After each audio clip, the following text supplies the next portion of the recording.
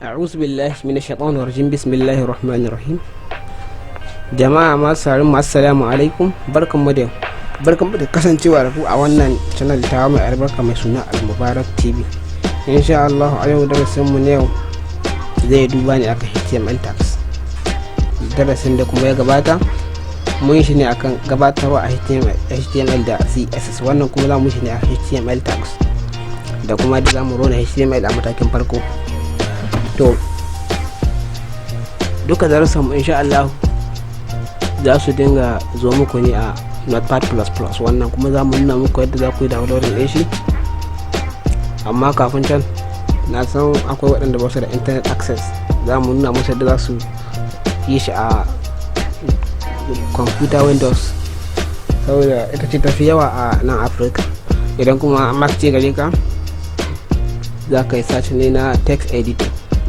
Idan kuma da Android gare ka, sai ka jira shirinmu na gaba domin ganin yadda za ka run HTML ɗinka a wadda Android. To amma kafin mu ci gaba, dan uwa ko in ce yar uwa, zan so ku danna mun alamar subscribe da kuma ƙararrawa domin samun sababbin shirye-shiryenmu daga ranar dora, da kuma like idan ya burge ku. Idan baka da internet access, za ka iro na HTML ɗinka a Notepad wanda yake zuwa akan desktop, akan Windows kowace area, ko Windows version 1 ce kan tana da shi. Za ka yi search na Notepad, kun gan shi wannan. Idan kuka shige shi nan za ka runa HTML ɗinka. To amma da yake mun ce za mu yi magana ne akan tags. Menene tags? HTML tags wasu kalmomi ne da suke kunshe a cikin angle bracket. To menene angle bracket? Shine less than and greater than. Less than and greater than. Idan ka danna shift less than, sai ka danna greater than. Wannan shine HTML tags. Duk abin da ya zo a cikin wannan ana kiran shi da HTML tags. To amma kuma HTML tags guda nawa gare mu? Muna da types of HTML, kashe-kashen HTML guda uku. Akwai HTML wanda idan ka bude shi za ka rufe shi, akwai wanda kuma inda ka bude shi a nan za ka rufe shi, akwai kuma wanda kawai bude shi za ka yi. Bari mu ba ku misalan su. Kamar nan za mu kira HTML,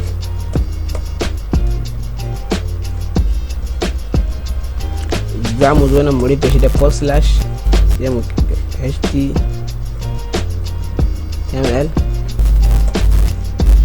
Shi kuma wanda kawai a inda ka bude shi anan za ka rufe shi ne za mu ba ku misalin su, kamar image. Idan za ka saka image,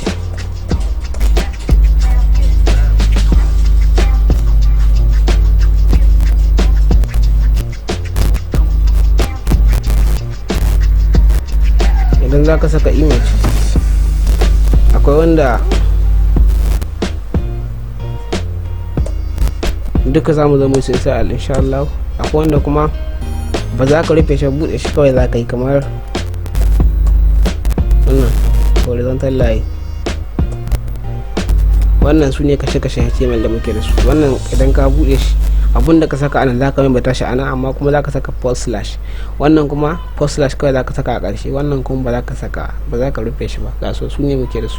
To bari mu je mu fara rona HTML din mu a matakin farko.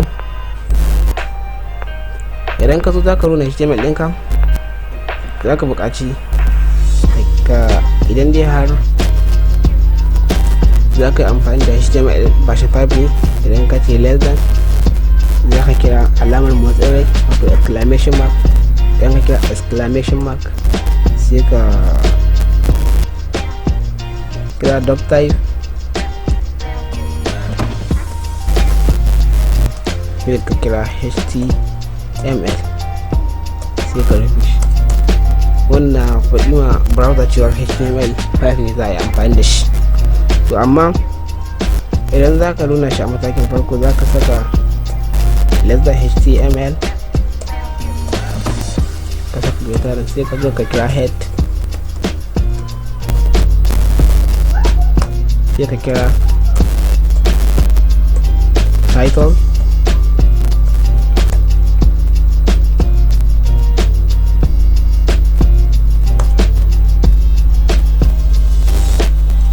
sai ka saka sunan shafinka anan.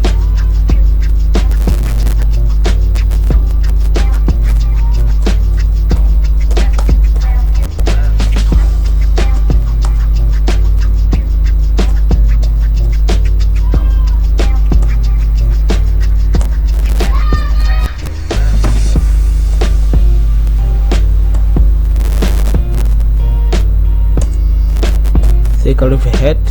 Mun rufe title, yanzu za mu rufe head da post slash,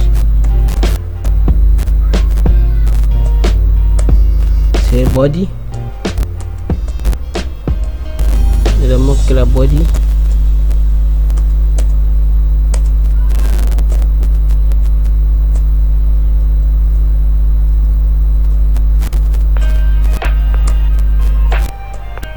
sai mu kira HTML.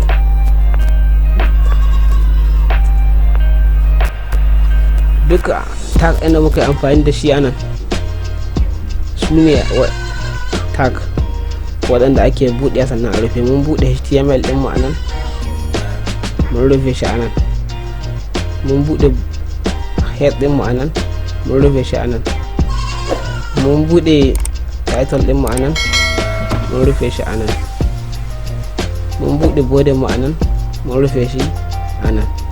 Wannan title a ciki zaka saka sunan shafinka, shi yasa na saka wannan shine title. To yanzu za mu save, sai mu ce save as. A ina muke son yaje shine save as. Shi kuma wancan save, a duk lokacin da kace save zai saving din shi ne a cikin save as. Sai ka zo nan ka saka all file, sai nan ka bashi sunan abin da kake so. Kamar yanzu zan bashi HTML tags, sai ka bashi dot html. Idan baka ce da html ba, na'urar za ta ɗauka cewar akwai abun da kake so kai sai ba html ba ne, wani document ne. Amma idan ka ce da html za ta gane cewa html ne, sai ka ce save. To bari mu zo body, kun gan shi ya fito da alamar Google Chrome, saboda ita ce default ita. Duk browser take default ɗinka da ita za ya fito. Idan muka bude shi, kun gani ya ce wannan shine title, amma kuma bai ba mu komai a body ba, a jikin browser ɗinmu. Me yasa? Saboda ba mu ce komai a nan ba. Idan muka kira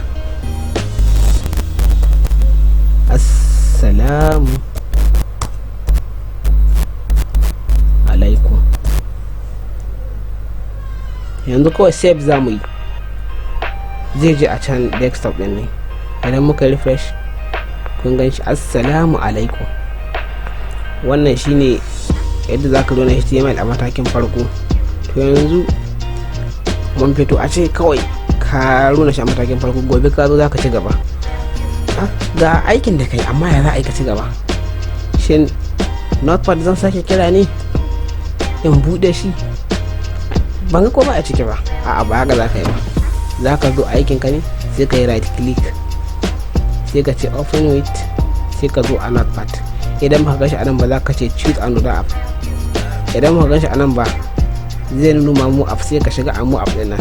Kamar haka za ka shiga a mu app din nan, za ka ganshi anan. Idan har ba ka ganshi a matakin 2, anan za ka shiga wannan ne, sai ka ce okay. Kun ga ya bude, kun ga aikin da muka ya bude. Kawai za ka ci gaba ne. Idan ma ka ce jama'a,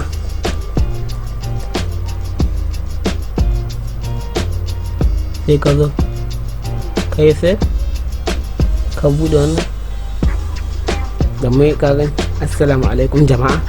Wannan shine yadda za ku yi amfani da notepad. Ku bi mu a darasin mu insha Allah.